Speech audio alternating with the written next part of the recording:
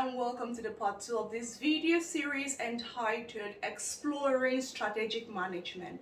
So in this part 2, we are going to be exploring the strategic position of a company. That is the business environment of the company, as well as the strategic capabilities of the company, running across the resources and the core competency of the company. It could be your company, as well as the expectation and the purposes of the various stakeholders. So stay tuned, keep following the video, and you are going to learn a lot about managing your business strategically. My name is Ingu Alice. I am a lecturer and a business consultant. I have been doing this for some couple of years and I have gotten so good at it. So I have decided to share my knowledge, my know-how with you also.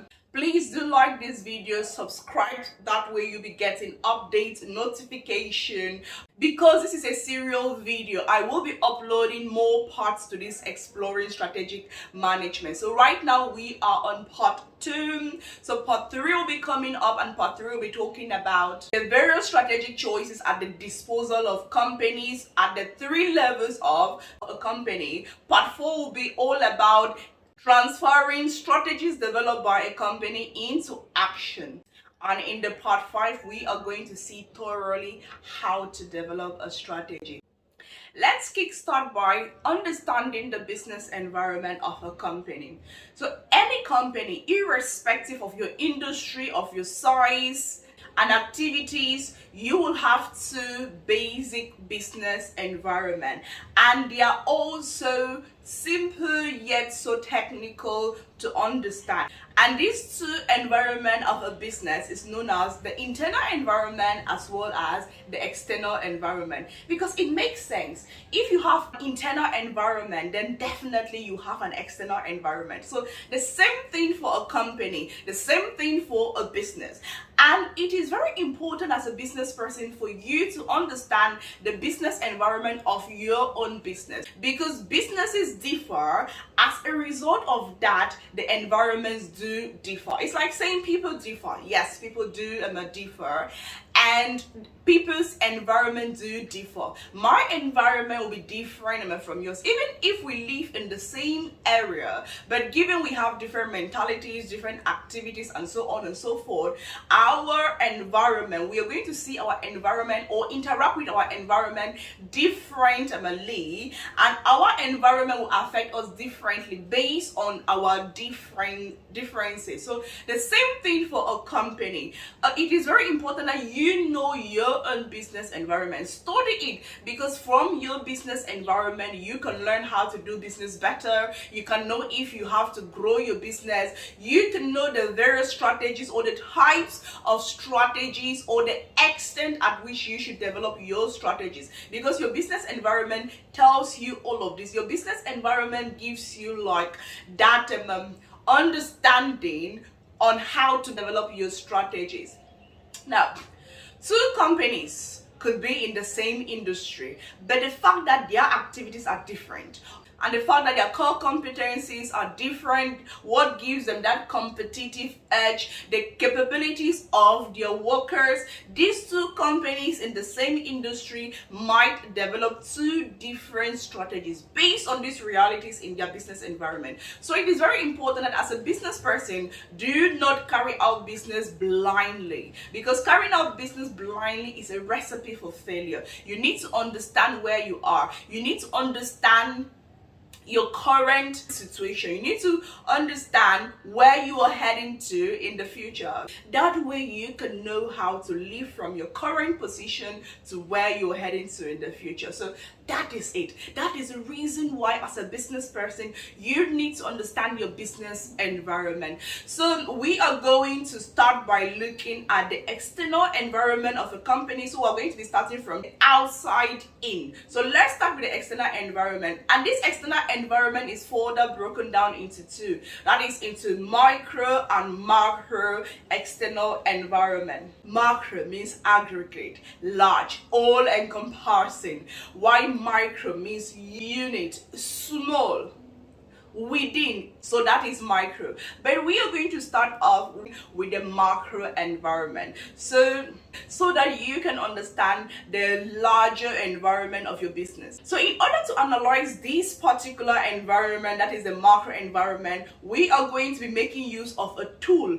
In business, to really understand something, you need to use a tool. That tool is like a guideline to tell you that this is what is happening here, this is what this environment entails, this is how you should understand it, this is how you should analyze it, and so on and so forth. So for this, we are going to be making use of the PESTEL analysis. Now the PESTEL analysis is a very simple yet also complex analysis, because it touches so many aspects of the macro environment. It touches the political environment, the economic environment, the socio-cultural environment, the technology, as well as the environment, which I like to call ecological environment, and finally the legal environment. So that is why it is being called PESTEL, because it is an abbreviation of political, economic, socio-cultural, technology, ecological, and legal. So those are the components that we want to be studying. So those are the components that you need to study in order to understand the macro environment of your business. You need to look at the first one, political. Now you can study it in whatever way that you want to, because some of these components might have more impact on a company. Some of these elements might not really influence a company. So that is just to say that some of these components influence a particular company or a particular industry more than others. So you need to understand the magnitude to which these components affect your own company, and which one is of most important for you to understand in your industry. The political component, what does it talk about? So the political component focuses on the political belief of those in power. Like, what type of industry do they promote? What type of business do they what type of ideology do they promote? Because if those in power have a positive view of education and they pass laws promoting education, those in the educational sector are going to benefit from all of these laws. If those in power have a positive view or pass a law or a regulation favoring agriculture, then those in agriculture are going to benefit from that. But if they pass a law against a particular industry or a policy that doesn't favor your own business, then it stands as a threat to your business. So within the political components, you can identify opportunities for your business or opportunities in your own industry, as well as threat in your own industry. Now, equally under the political components, you can talk of political stability, because if there's political stability, everything held constant, every business is going to grow because the environment is stable, it is peaceful. Hence, it favors business operations. Now, the second component is that of economy. Now, I love these components in particular more than all the others, economy as well as technology. But economy, for me, I think it stands out because economy talks about the GDP, which is a reflection of how well a particular sector is doing. It reflects if a particular sector is growing or not. It tells you the size of an industry. It tells you if you should invest in that industry. You know, if you start up your business today and you're like, I want my business to grow, I want to really make a whole lot of money in this particular business, then you should go into an industry that has been showing track record of growth, and a big industry. Because if you want to make it big, enter into a big industry. But if you want to make it big, but then you enter inside a small industry that is not growing, then your idea of making it big just washes out completely, because it won't happen. Now, knowing this helps you as a business person to know where to diversify your business or grow your business into. It tells you what type of industry to invest into. And the economic component equally talks about inflation, equally talks about exchange rate, and so many others. So getting to understand the economic components puts you on a platform to know exactly what to do.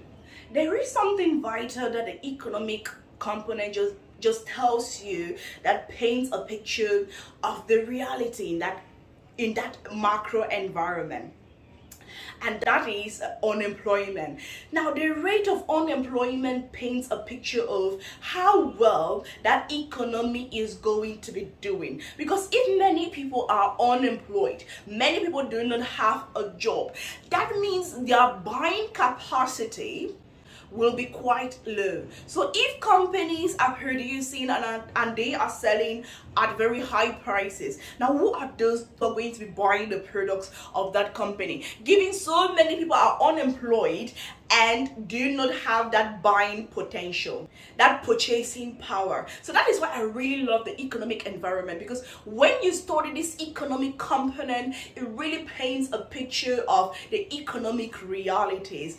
And disposable income, the economic component equally talks about the disposable income. Now, disposable income, that income that you have after taxes has been collected, is it sufficient for you to live by? Like a while ago, I did a post and I put it on my Facebook, and I was asking on how much exactly can you live or can you survive on in a month.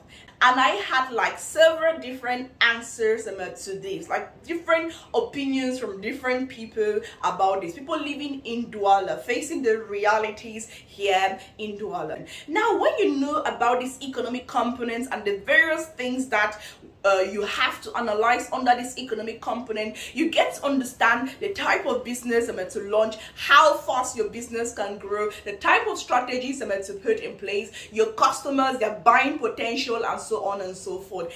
And this is so fantastic because it helps you as a business person to have this clear picture in mind. That way, whatever you're doing, you're going to be doing it intentionally, and to an extent, you're going to know the result it will yield.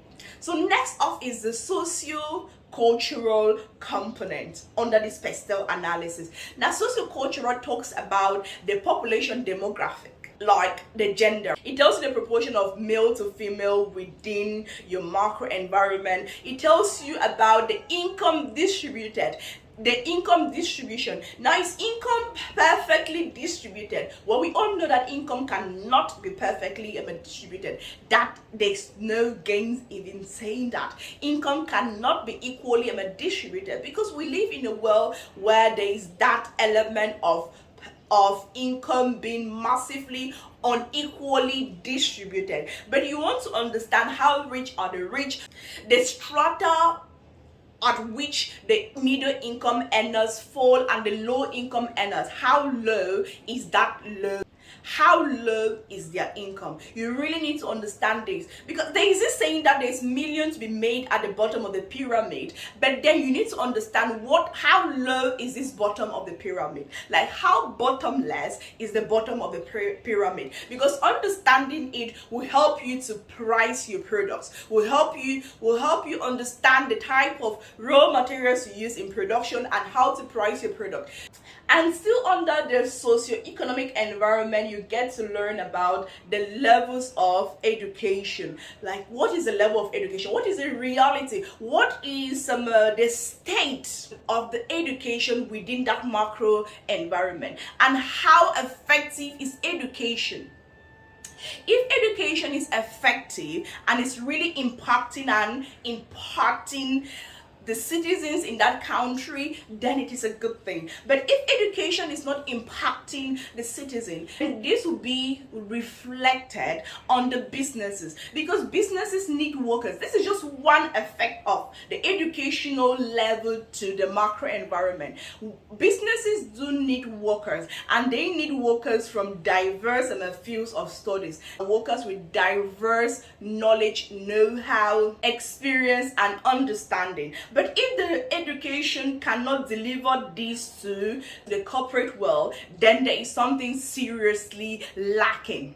But now, if you know this reality, you can equally set up a business that will help to bridge that gap between what the corporate milieu wants and what the educational sector is delivering. And still under the sociocultural, we talk about the attitude of people towards work and leisure. Now, the people, do they prefer more leisure to work, or do they prefer more work to leisure? Understanding the concept, their mindset, the mindset of people in relations to this reality of work and leisure helps you to understand how work can be structured. Moving on to the technological, what you have to be analyzing here are things like spending, government and private individual spending on technological advancement. If the government spends more on technology, that means it is very possible that the rate of new technology and discovery will be rapid, will be more frequent. This might lead to advancement of many industries. And still under the technology, you equally analyze things like the rate at which technological discoveries, new technologies are being transferred from sectors to sectors, from one industry to another. Now, technology is an industry on its own, but how fast is it being transferred into different industries? Because in the world of today, industries are converging at so many levels, to an extent that you cannot tell clearly the difference or where one industry stops and another one starts. Take for example technology and health. Like, technology is all about machines and stuff like that, while health is all about treatment, medicine. But if you go to the hospital, what do they use? Let's say you're sick today and you go to the hospital for an echography, or you just want to do like a body checkup and you want to do an echography. What do they use in carrying out that echography? Machines, isn't it? And that is technology. So the more advancement into technology, now the question is, this technology, is it being transferred into different industry? If that is the case, those different industries will equally be advancing faster and their activities will be as swift and as smooth as possible. So that is why it is important to learn about technology. Now, technology will not affect every industry at the same magnitude, or every company within an industry at the same magnitude. It is a given that big companies within an industry would like to go in for technology, new technology, in research and development into new technologies, why small companies just might not be able to afford all of these technological advancement and research and development. Why? Because of their financial capabilities. So that is why it is important to learn about your business environment. So let's look at this other one. It's called environmental, but I love to call it ecological because to me it gives me a more sense of understanding of it. Ecological, we are talking about environmental protection laws, we are talking about waste disposal. In certain macro environment, it is an obligation for companies to dispose of their waste in a certain way, in a healthy as possible way. Why in other macro environmental setting, companies just feel free to dump their waste wherever they see them pleasing. So some macro environmental settings do have really strict laws, and they do follow up these laws. They implement these laws strictly as possible so as to protect the environment. Why in other macro environmental realities, these laws might exist, but the implementation of it might be a whole different story. So if you're into production, or if your activities generate waste that is harmful to human and you have to dispose of it in a certain way, you need to take certain precautions on how to dispose of those waste. You need to make sure that you dispose of this waste in the right manner possible, as stipulated by the regulations protecting the environment. Now, knowing this will help you to understand, is my business facing such realities? And if yes, you must follow these realities, you must follow the regulations. And the last of the PESTEL is that of legal. Now, legal simply talks about the various laws that govern things like health and safety at the workplace, competition law, employment law, which is placed so as to protect employees within the work environment. Now, in certain macro environment, these laws are so much upheld, while in others these laws are just not looked upon. Knowing laws governing employment helps you to know how to treat the whole element of employment and employees at your workplace. It gives you direction on how to employ, what salaries to pay, and to protect employees within your work.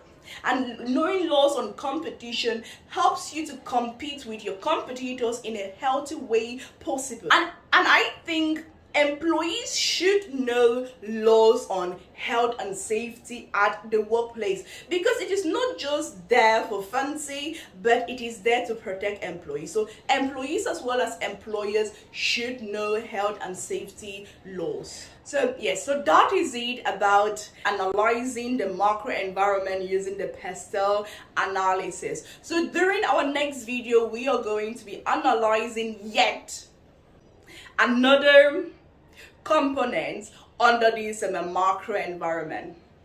We are going to be looking at the key drivers of change. We know that within this macro environment, change is inevitable, and the macro environment keeps growing and growing to an extent that globalization, internationalization has become a complete reality that companies, irrespective of where you find yourself, you need to adhere to, because the internet has bridged that gap. The internet has brought about almost complete globalization. So what you produce, the services that you render, you can have customers near you and far away from you as a result of globalization. So we are going to be looking at this in details when discussing about the key drivers of change. So stay tuned for the next video, and please do like this video if you've enjoyed it, and hit on that notification. That way when I upload new videos, you'll be the first to learn about it. So thank you very much. My name is Ngo Alice. I am a lecturer and a business consultant.